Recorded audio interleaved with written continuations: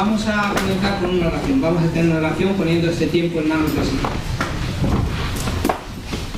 Señor, te damos las gracias por este privilegio que tenemos de poder disponer de tu palabra, de poder abrirla con libertad, Señor, de poder leer en ella, buscarte a ti, para poder encontrarte en las páginas, Señor, en nuestras Biblias, encontrar qué es lo que tú has hecho por nosotros, descubrirlo, Señor, verificarlo en nuestras vidas y también, Señor, todo aquello que tú quieres pedirnos a nosotros que hagamos. No en pago de nada, Señor, sino solamente como muestra de gratitud. Y en esta mañana, Señor, lo que queremos es pedirte a ti que tú sigas obrando en nuestras vidas, que sigas operando en nuestros corazones, que tu palabra, Señor, cuando la abramos, cuando la leamos, que penetre en nosotros, que la podamos atesorar en el corazón para después sacar de ella y poderla aplicar en nuestras vidas cotidianas. Por ello pedimos, Señor, que tú dispongas el corazón de cada uno de los que nos encontramos aquí, de aquellos que nos siguen también por YouTube, Señor, para que tú obres en nosotros y que tu palabra sea fructífera, Señor, dentro de nosotros. Pues bendícenos, dispón nuestros corazones, Señor, y también las palabras de lo que tú has puesto en nuestro corazón, en mi corazón, Señor, para compartir. Gracias por todo ello, en el nombre de tu Hijo. Amén.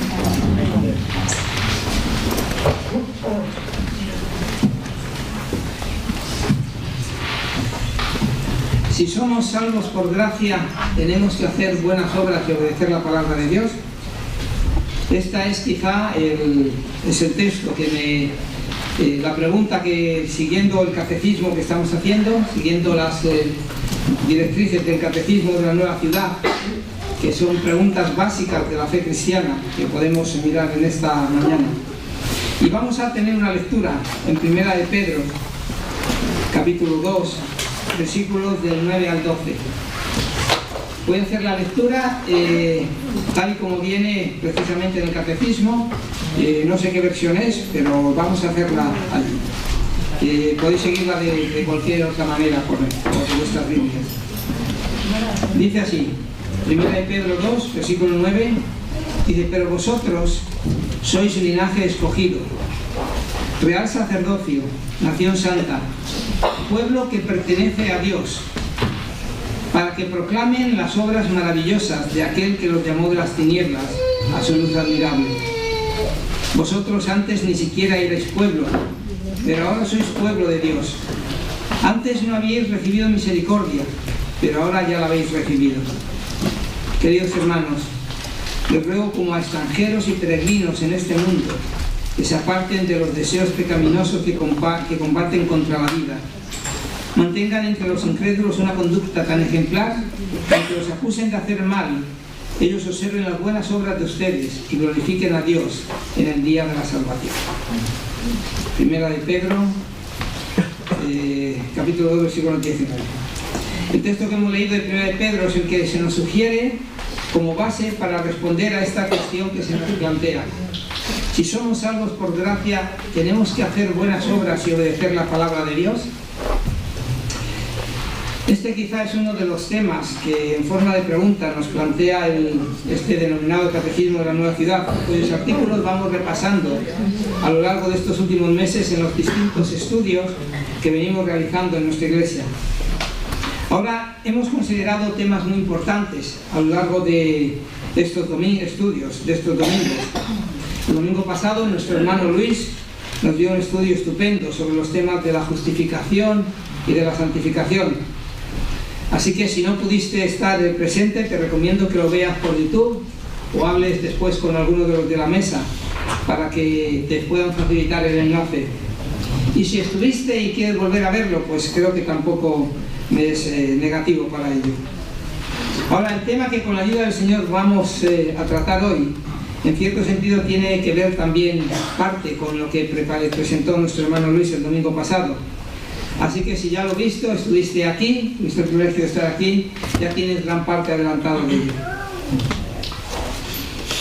Me alegra en sobremanera la cuestión que hoy se nos plantea aquí. Y esto por la razón de que esta pregunta, que con la ayuda del Señor vamos a intentar responder esta mañana, abarca dos temas que yo diría son muy importantes para tener claro en nuestras vidas y propósitos mientras andemos en este peregrinaje. Y es importante tenerlo claro en nuestras vidas. El primero de ellos nos planteaba si somos salvos por gracia. Y la primera respuesta, tengo un sí ahí, acentuado, porque es un afirmativo. Sí, somos salvos por gracia. Un poco más adelante veremos esto tal como dice la palabra de Dios. El segundo es, si somos salvos por gracia, ¿tenemos que hacer buenas obras? O dicho de otra manera, ¿qué hemos de hacer entonces? ¿Qué propósitos, qué fines tenemos en este mundo una vez que hemos sido salvos? ¿Para qué razón hemos sido salvos? ¿No sería más fácil una vez que somos salvos que el Señor nos llevase con Él y ya de empezar a disfrutar? Pero el Señor nos quiere tener aquí y creo que tiene sus razones para ello. Entonces, si hemos sido salvos, puesto que hemos sido salvos, ¿cuáles son los fines que tenemos en este mundo? Y yo creo que son dos cuestiones que debieran de ser muy importantes para todas las personas en este mundo. Pedro nos exhorta en lo que hemos leído, en los versículos 11 dice: queridos hermanos, les ruego como extranjeros y peregrinos en este mundo, que se aparten de los deseos pecaminosos que combaten contra la vida, según esta. Pedro nos habla de que somos extranjeros y peregrinos y nos anima a abstenernos de los deseos carnales que batallan contra el alma en nuestras versiones. Por tanto, Pedro nos llama, mejor aún, nos indica, nos afirma que en este mundo los creyentes somos extranjeros y peregrinos. Ahora, ser extranjero en un país implica, en principio, que no pertenecemos a ese país. Es decir, en este aspecto, nosotros, si somos extranjeros y peregrinos en el mundo, implica que no pertenecemos al mundo, que nos encontramos en él, pero que no pertenecemos a él. No formamos parte de la ciudadanía de este mundo, somos extranjeros. Y tampoco queremos, en cierto sentido, formar parte de él, porque simplemente estamos de paso. Somos peregrinos hacia el lugar, camino del lugar, a nuestro lugar de pertenencia, camino a la ciudad celestial, a la ciudad del Dios vivo, a la compañía de millares de ángeles, como nos dice la palabra. Y una de las razones por las que sabemos que somos extraños y peregrinos en este mundo es que el mundo moderno en el que vivimos no cree que estas dos cuestiones que se derivan de la pregunta sean trascendentales. Nosotros sí que lo pensamos así. Sí que pensamos que estos dos temas, el tema de nuestra salvación y el propósito de nuestras vidas, sí que son esenciales una vez que hemos sido salvados. Son cuestiones para nosotros muy importantes que tenemos que dirimir. Si creemos que son esenciales y prioritarias, mientras que el mundo no piensa que esto sea. El mundo está distraído con otras muchas cuestiones. Ahora, dos temas que básicamente son el de nuestra salvación y el de nuestra santificación. Y si no creemos que estos dos aspectos sean algo esencial y prioritario como creyentes, quizá tendríamos que plantearnos y examinar cuál es nuestra creencia, cuál es nuestra fe realmente. Si pensamos que por haber levantado un día la mano para decir que aceptamos a Cristo, o haber dicho una oración, ya es todo lo que teníamos que hacer en nuestras vidas para adquirir el derecho al reino de los cielos, y nuestro cristianismo no va más allá de eso, que con venir un rato los domingos, cantar, decir amén, que esto es la vida cristiana. Yo os animaría a que examinásemos nuestro cristianismo si pensamos que eso es todo lo que es la vida cristiana. Porque el tema de nuestra salvación y el propósito de nuestras vidas regeneradas son prioritarios. Dos temas muy importantes para nosotros. Y la realidad es que el mundo no lo cree así. Y no lo cree así, yo me atrevo a afirmarlo, porque si el mundo lo creyera esto, los periódicos, la televisión, el teatro, la universidad, la música popular, las declaraciones, los esfuerzos de la industria, del comercio y los objetivos gubernamentales se verían y se verían muy diferentes de lo que realmente son.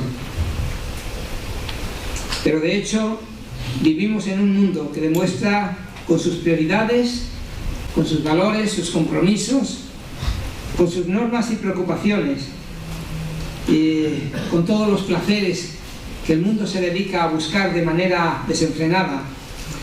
Con esto nos muestra el mundo que no considera estas dos cuestiones como primordiales.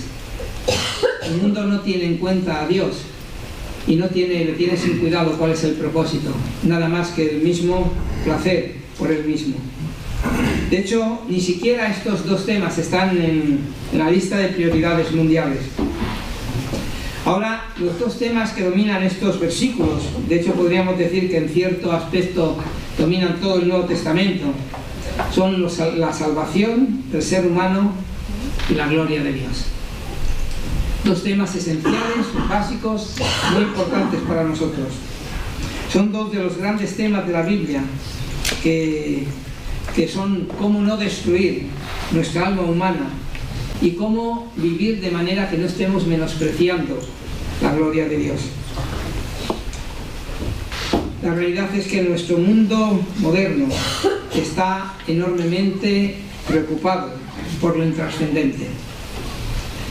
Se nos dice cómo librar la guerra contra el COVID, cómo pelear contra enfermedades como el SIDA, tener cuidado cuando llega el sol, se nos avisa una y otra vez por televisión incluso que tengamos cuidado con la insolación, con los mosquitos, cuidado con conducir bajo los efectos del alcohol, cuidado con el polen, hay mucho polen, hay poco. Estas son las noticias que vemos habitualmente, con la depresión, las relaciones, los incendios, los robos, el colesterol, la diabetes.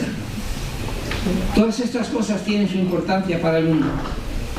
Pero el tema de nuestra salvación y el propósito de nuestras vidas lo obvian de una manera exagerada y pasan de él. Y nadie se ocupa de él en los estamentos públicos. El mundo en que vivimos no da ningún consejo sobre cómo luchar por la vida eterna de nuestra alma.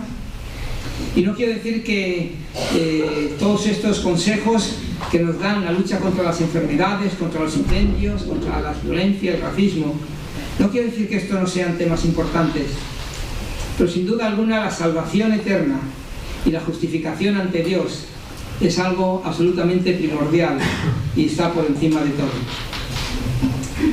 Entonces, el primer punto y la primera cuestión que plantea el tema de hoy es una cuestión a definir, porque el enunciado dice: si somos salvos por gracia.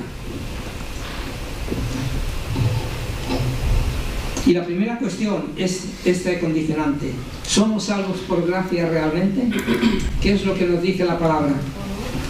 Efesios 2, 8 y 9 dice: porque por gracia sois salvos por medio de la fe, y esto no de vosotros, pues es don de Dios, no por obras, para que nadie se gloríe. Y sigue diciendo, voy a leer: porque somos hechura suya, creados en Cristo Jesús, para buenas obras, las cuales Dios preparó de antemano para que anduviésemos en ella. Así que esto es realmente lo que nos dice la palabra de Dios. La palabra de Dios dice: en efecto, somos salvos por gracia. Ahora, la gracia es la acción, la razón ejecutora para nuestra salvación. ¿Qué es la gracia? Como definición, la gracia es, podríamos decir, que la gracia es un favor gratuito e inmerecido de Dios. Su gracia no se basa en nada, absolutamente en nada de lo que podamos hacer. No tiene que ver nada con las obras. De hecho, Romanos 11:6 dice: y si es por gracia, ya no es por obras, porque en tal caso la gracia ya no sería gracia. Y si por obras, ya no es gracia, de otra manera la obra ya no sobra. Un versículo que aclara mucho. Si es por gracia, no tiene que ver nada las obras. Porque si fuese algo, alguna parte que fuese por obras, que fuese algo de mérito nuestro, de nuestras obras, ya no se podría decir que es por gracia, porque ya sería algo meritorio para nosotros. Y dice: y si es por obras, ya no es por gracia, porque la obra sería meritoria y sería algo que mereceríamos por nosotros. Creo que son conceptos completamente opuestos. Las obras son actos meritorios dignos de retribución, algo por lo cual cuando lo hacemos pensamos que debemos de recibir algo a cambio. Todas las personas que trabajamos aquí, trabajamos con un fin y con un propósito, y es de que cuando llegue final de mes, nuestro jefe, o si es nuestra empresa, haya producido unos dividendos interesantes en nuestro bolsillo. Esas son las obras, actos meritorios dignos de retribución. Estamos trabajando porque creemos que merecemos la retribución. Ahora, Romanos nos dice que es o una cosa u otra. No es una mezcla de obras y de gracia lo que nos salva. Y así es como Pablo lo dice radicalmente. El problema que había en Galacia es que habían llegado los judaizantes y decían, sí, la salvación es por gracia, pero para que aproveche tenéis que cumplir con un aspecto ritual al menos. Tenéis que circuncidaros como señal de pertenencia al pueblo de Dios. Y Pablo tiene que salir al paso de esta enseñanza y decir, mirad, yo Pablo os digo que si os dejáis circuncidar, Cristo de nada os aprovechará. ¿En qué sentido? ¿Cómo es posible que Cristo, que el hecho de hacerte circuncidar, no permita que Cristo no aproveche? Sigue diciendo, y otra vez testifico a todo hombre que se circuncida, que está obligado a cumplir toda la ley. De Cristo os desligasteis los que os justificáis por la ley, de la gracia habéis caído. En otras palabras, si ponemos la más mínima confianza para nuestra salvación, para nuestra justificación, en un acto mínimo, por mínimo que sea, algo que hacemos nosotros, incluso si este no va más allá que como ocurría con los Gálatas del simple hecho de circuncidarse, entonces tendremos que depender enteramente de cumplir la ley.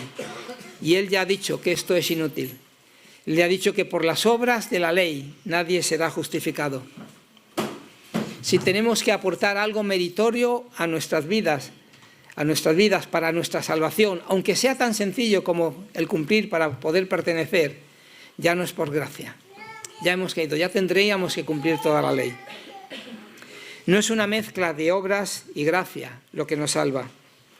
La gracia de Dios es todo o nada. Su gracia cubre todos nuestros pecados al 100%. No es en ningún aspecto algo de gracia y algo más, aun cuando sea algo pequeño. La gracia de Dios es todo o nada. La gracia de Dios es totalmente inmerecida. Ninguno de nosotros la merece, porque todos somos pecadores. Encontramos en Romanos capítulo 3 una y otra vez como se nos dice que no hay justo ni uno, que no hay quien haga el bien, que todos se desviaron, que todos se han hecho inútiles, que no hay quien haga lo bueno, no hay ni siquiera uno. Por tanto, se nos dice exactamente que no todos somos pecadores, que ninguno merecemos y que todos hemos caído de la ley, que todos hemos fallado en ella. Ahora, en la parábola del hijo pródigo, Jesús nos da un ejemplo de cómo se ve la gracia de Dios en acción. En esta historia tan conocida, el hijo de un hombre rico exige su herencia antes del tiempo correspondiente. Creo que la conocemos todos. Su padre se la entrega y el hijo se va lejos del padre y derrocha todo en una vida de despilfarro. Toda la herencia que había recibido de su padre la despilfarra de mala manera. Y va cayendo poco a poco.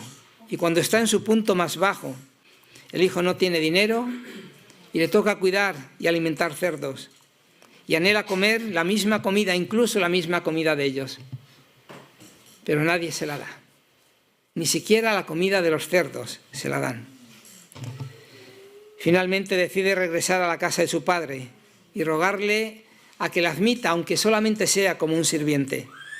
Así al menos, dice, tendré comida y refugio. Cuando regresa, su padre tiene una idea muy diferente con respecto a su hijo. Lucas 15 dice, así que se puso en camino y regresó a la casa de su padre. Cuando todavía estaba lejos, su padre lo vio y sintió compasión de él. Corrió a su encuentro y lo recibió con abrazos y besos.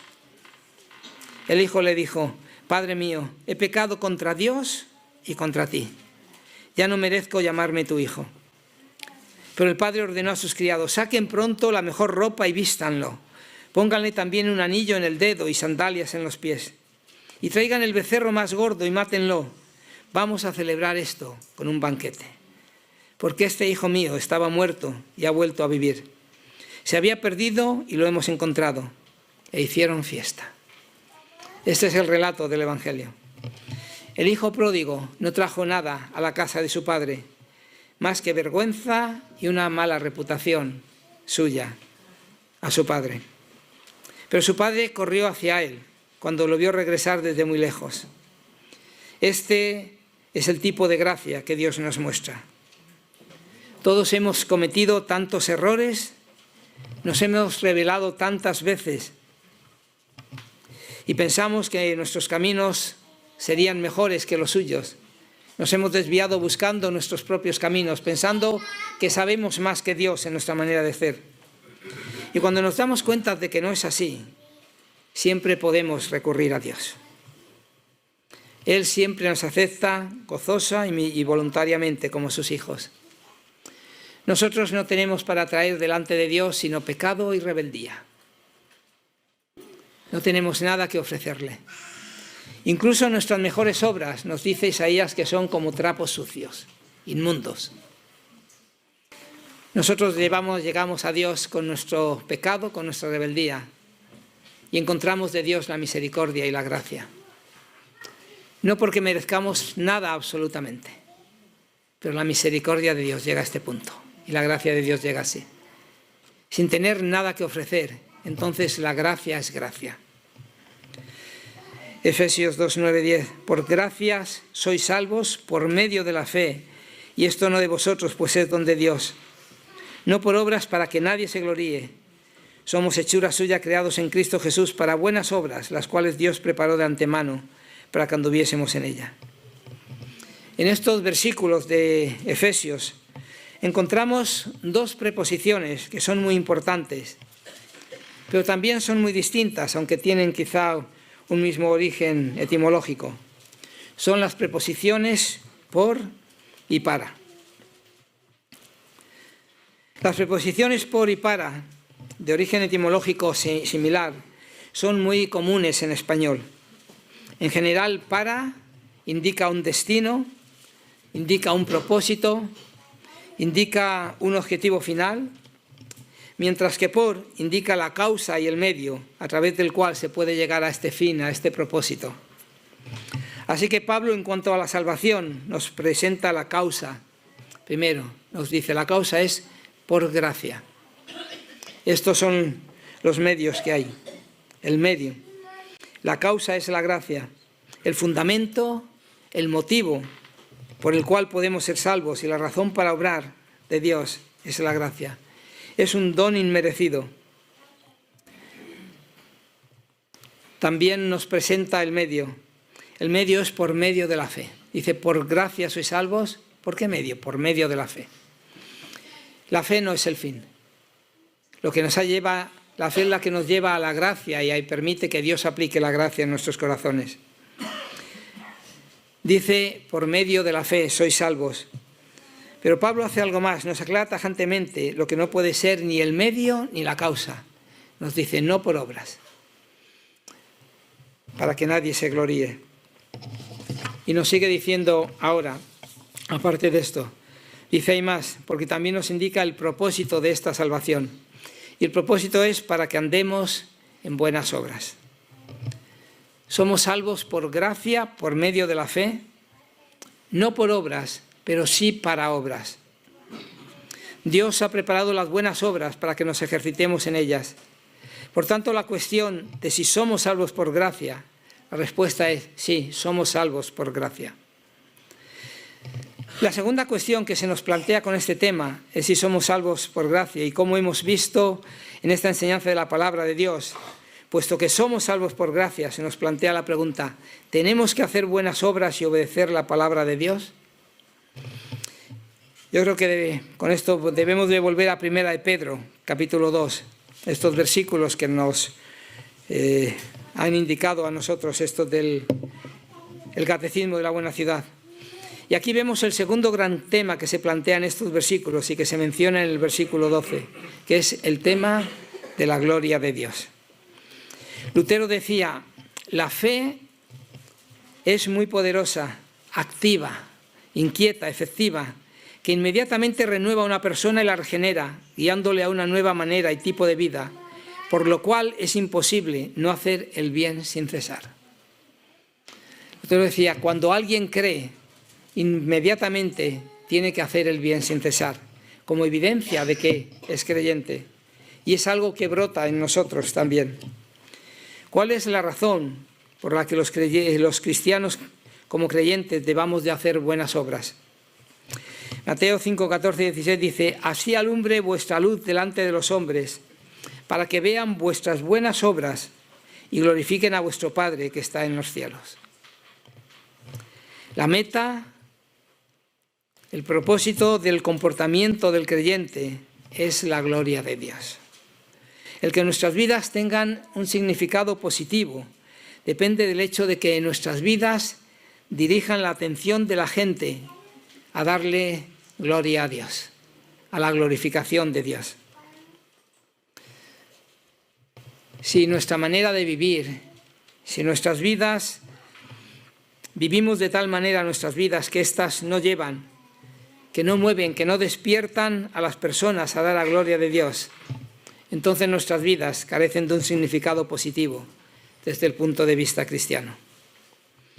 En lo que nos convertimos así es en un eco de una cultura que descuida a Dios. Somos invitados a brillar por medio de nuestra manera de vivir y de obrar, a llevar la gloria de Dios. Somos exhortados a ser luces, a alumbrar en este mundo. El problema es que a veces encajamos tan bien en este mundo que nuestras vidas no apuntan más allá del mundo. Ya no somos luces, ni peregrinos, ni extranjeros, sino simplemente ciudadanos conformistas de un mundo que ignora a Dios. El propósito, según 1 Pedro, es anunciar las virtudes de Dios en esta ciudad. Es difundir la reputación de Dios, de su grandeza, alrededor del mundo, en torno a la gente más cercana con que convive con nosotros, pero también para que nuestra luz pueda brillar mucho más allá. 1 Pedro 2,9, nuestro propósito es declarar las gloriosas obras de aquel que nos llamó de las tinieblas a su luz admirable. Este es realmente el gran problema de todo creyente. Ser un pueblo celoso de buenas obras. Un pueblo que no esté esclavizado a las comodidades mundanas, aquellas comodidades que nos están asaltando cada día, sino que considere mucho más bienaventurado servir al Señor por medio de las obras. Mucho más bienaventurado dar que recibir. Siendo un pueblo que no busca, sino con cuántas maneras diferentes y creativas podemos hacernos un nombre, pero no hacerlo para nosotros, sino hacernos un nombre para la gloria de la gracia de Dios en esta ciudad y en todo el mundo. Pero desde el punto de vista bíblico, la cuestión más importante en este mundo es la gloria de Dios. Todo comportamiento humano, nuestro, de todos los creyentes especialmente, está destinado por Dios para llamar la atención hacia Dios. Cuando hacemos las obras, no queremos que nos vean a nosotros y que nos digan qué buenos somos, qué bien estamos actuando, qué es lo que estamos haciendo, o qué buena es la gente que está en el paseo de la estación, qué bien cómo se llevan entre ellos, cómo se quieren, cómo se aman. El propósito nuestro no es llamar la atención sobre nosotros, es llevar toda nuestra atención a Dios y que Dios sea glorificado en nuestras vidas. No necesitamos presentarnos a nosotros mismos para nada en absoluto. Necesitamos presentar a Dios y que el mundo conozca a Dios. Somos llamados a mantener una conducta excelente para que viendo nuestras buenas obras glorifiquen a Dios. Eso es lo que nos dice Primera de Pedro.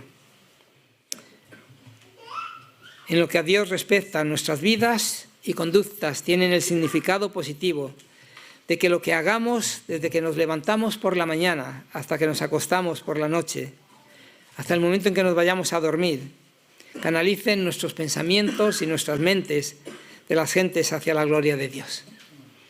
Que todo lo que hagamos y que la gente vea, esté viendo a Dios a través de él. Que vea que no somos nosotros, que es la gracia de Dios obrando en nosotros. Que las obras que hacemos nosotros es porque Dios nos permite y Dios nos da la gracia suficiente para llevarlas a cabo. Una cuestión básica en algunos aspectos de la vida cristiana actual es la ausencia de supremacía, de centralidad de Dios, muchas veces incluso en la vida de los creyentes. Y lo que se necesita tan desesperadamente, el mundo necesita, es gente para quien Dios lo sea todo. Y nosotros somos llamados a ser esta gente. Gente que no estemos mirando qué es lo que vamos a tener a final de mes o qué es lo que vamos a poder adquirir, sino que estemos mirando cómo podemos dar más gloria a Dios. Una de las marcas definitorias de nuestro tiempo es que Dios ahora, y como digo, y a veces incluso para muchos creyentes, no tiene la trascendencia que debe de tener. Y en el mundo, en nuestra sociedad, cuando salimos, nos damos cuenta de que cada vez menos gente tiene interés en las cosas de Dios. Parece que Dios ha perdido todo valor en nuestra sociedad, toda supremacía, que ha perdido toda relevancia en la vida humana. Cuando se hacen encuestas, incluso aquellos que aseguran su creencia en la existencia de Dios, pueden no obstante considerar que sí, creen en Dios, pero Dios es menos interesante que la televisión, menos interesantes que nuestros móviles, nuestras tablets, que sus órdenes son menos autoritarias que sus apetitos de opulencia, de triunfo en la vida, de su influencia en la sociedad, que sus juicios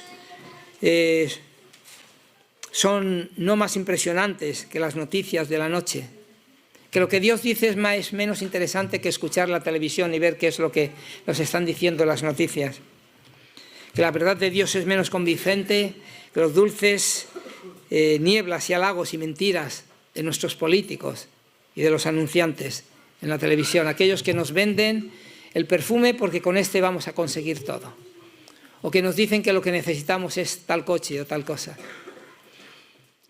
Y a veces pensamos que esas cosas son reales y que son más importantes que lo que Dios nos dice en su palabra. Es en un mundo así donde el cristiano debe ser una luz que brille y glorifique a Dios con su vida. ¿Quién soy yo? ¿Quién eres tú? Pues hermanos, somos los elegidos de Dios. Somos personas compadecidas por Dios. Somos personas que Dios nos ha comprado, somos posesión de Dios, comprados y adquiridos por Dios. Somos personas santificadas por Dios, por medio de la sangre de Cristo. Nuestra identidad de lo que somos no es un fin en sí mismo, sino el interés del servicio cristiano. Un interés que Pedro define como la proclamación de las excelencias de aquel que nos llamó de las tinieblas a su luz admirable. Y esto mediante la buena manera de vivir que glorifique a Dios. Dios nos hizo quienes somos para que podamos proclamar las excelencias de su amor y la libertad al elegirnos, la excelencia de su gracia al compadecernos, la excelencia de su autoridad y poder al poseernos, al comprarnos, la excelencia de su valor y pureza al hacernos santos. En otras palabras, nos ha dado nuestra identidad para que su identidad sea proclamada a través de nosotros. Somos lo que somos para que proclamemos a Dios tal y como es Él. Dios nos hizo quienes somos para que pudiéramos dar a conocer quién es Él. Nuestra identidad es con el fin de dar a conocer su identidad. El significado de nuestra identidad es que la excelencia de la gloria de Dios sea vista en nosotros. Y esto, ¿cómo podemos hacer que se vea? Pues esto según sea nuestra manera de vivir y nuestra manera de obrar.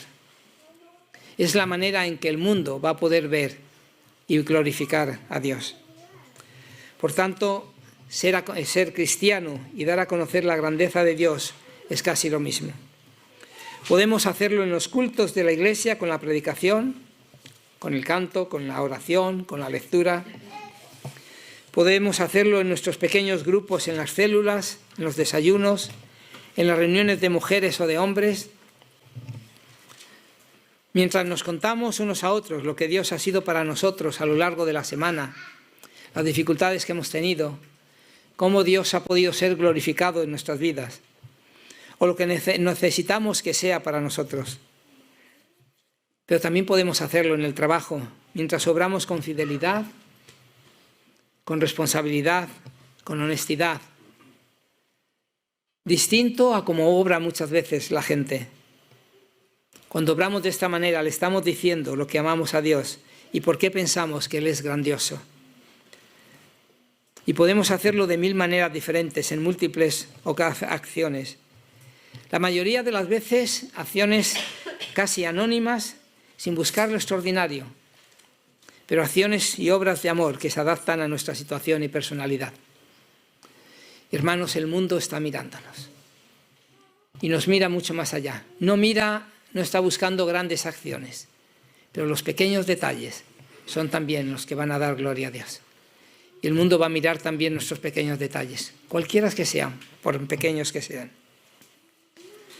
Ahora, una pequeña reflexión sobre un peligro que podemos tener, y con esto vamos a ir terminando. Tenemos que cuidarnos también de no enmascarar un corazón pecaminoso con un velo de obediencia. Vivir la vida cristiana no consiste en cumplir reglas. Es cierto que tenemos reglas que cumplir. Se plantea si debemos de cumplir y obedecer la ley de Dios. Claro que sí. La ley de Dios es un reflejo del carácter moral de Dios. No hay ni un solo mandamiento en la ley de Dios que no debamos de cumplir. Pero no para salvarnos, sino porque somos salvos y porque queremos obedecer a Dios en todos los aspectos. Ahora, vivir la vida cristiana, como digo, no consiste en cumplir reglas. Los fariseos de la época de Jesús perseguían incansablemente los actos de obediencia a la ley, pero se convirtieron en santurrones, creyendo que merecían el cielo por lo que habían hecho. Se consideraban dignos ante Dios, quien les debía una recompensa por lo bien que se portaban, por lo bien que obraban. Sin embargo, la Biblia nos dice que sin Cristo, incluso nuestros mejores actos y más justos son trapos de inmundicia. A la obediencia externa de los fariseos todavía le faltaba algo. Y Jesús desenmascara la actitud del corazón. Sus vidas se caracterizaban por la hipocresía al obedecer la letra de la ley, al tiempo que violaban el espíritu de la misma. Y Jesús los reprende duramente. Ay de vosotros, escribas y fariseos hipócritas, porque sois semejantes a sepulcros blanqueados, que por fuera, a la verdad, se muestran hermosos, mas por dentro están llenos de huesos de muertos y de toda inmundicia.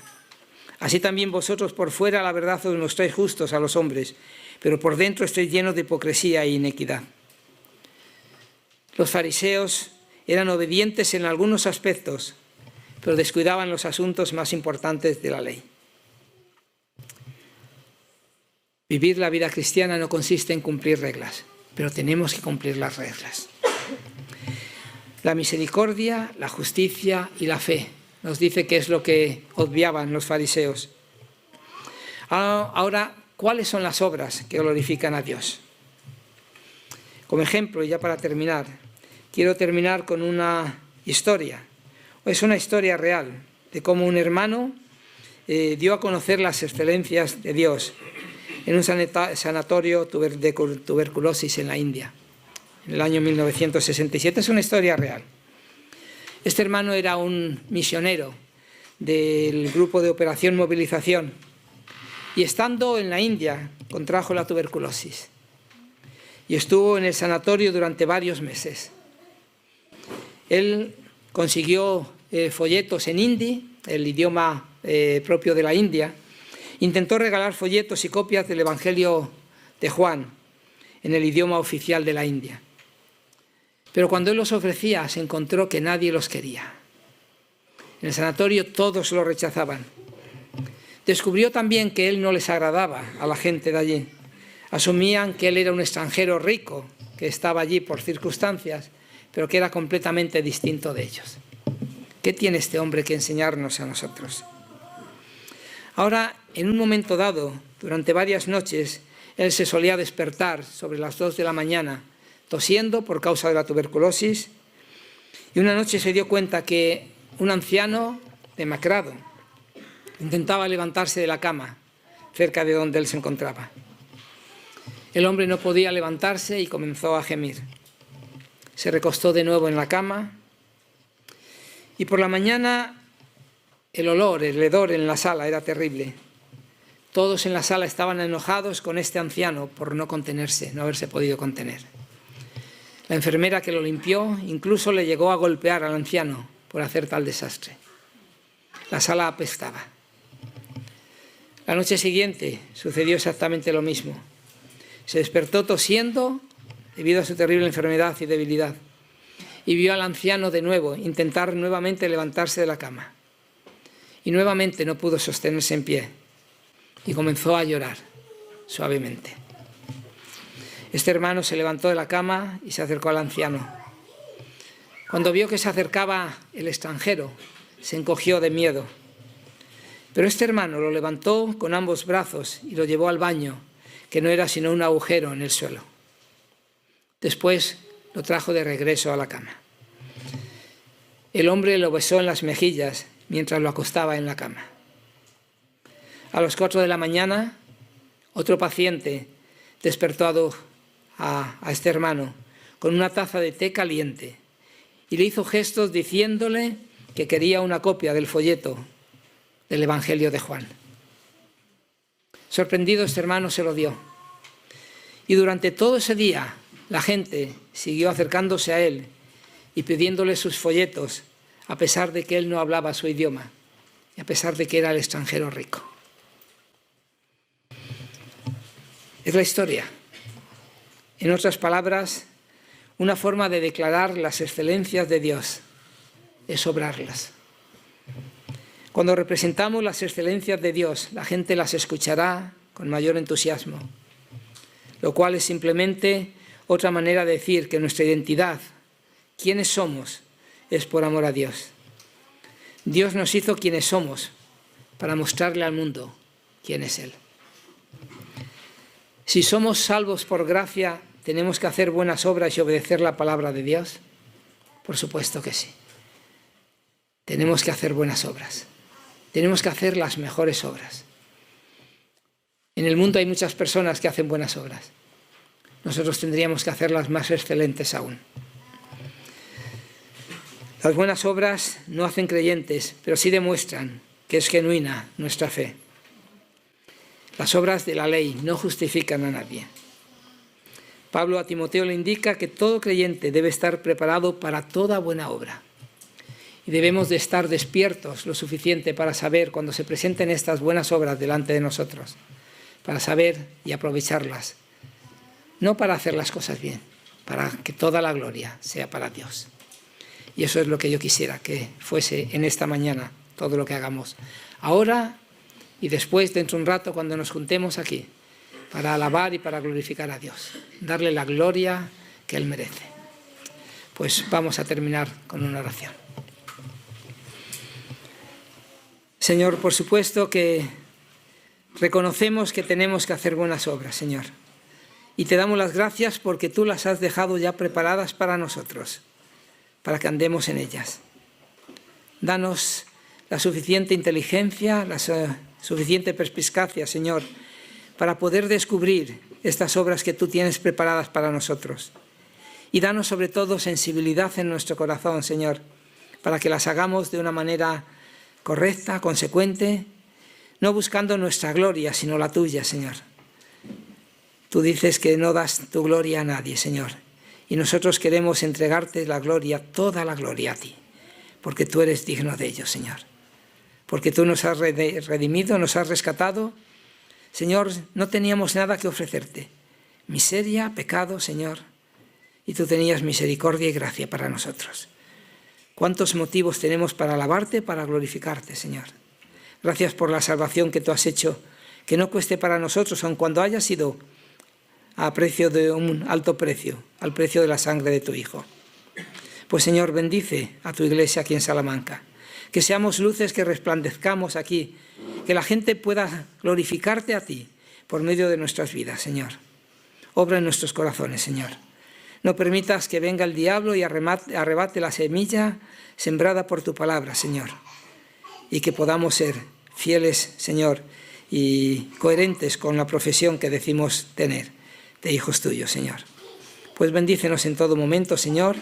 Dispón también los corazones para que luego podamos honrarte, adorarte, alabarte, porque tú eres digno de ello, Señor. Y queremos darte la gloria que tú mereces, Señor. Lo hacemos y lo pedimos en el nombre de tu Hijo Jesucristo.